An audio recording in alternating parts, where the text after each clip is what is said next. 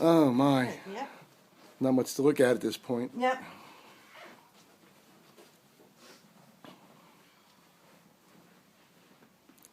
I have videos of family gatherings in this room with the same furniture that's been here since basically we were kids. The 1870s.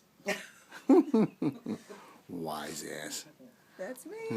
The 1950s. Which is The pretty colors much is strong in this one. Oh my. The kitchen. Like What? The gadgets on the walls and stuff like that. That's. Go ahead. Knock yourself out. I can't promise I won't take half of it. That's where I'm struggling, is taking apart her kitchen. Hmm. You mean that? Oh, like the. Yeah. I have the Mary Ann's kitchen magnet on my refrigerator. Wow. Really? Well, if there is a coffee pot in there that is functional, isn't super dirty, and no one wants.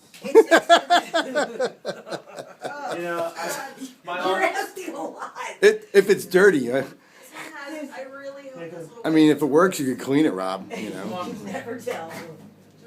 Yeah, just. Anyone emotionally attached to the ugly orange cups because they're getting thrown out. my office Okay.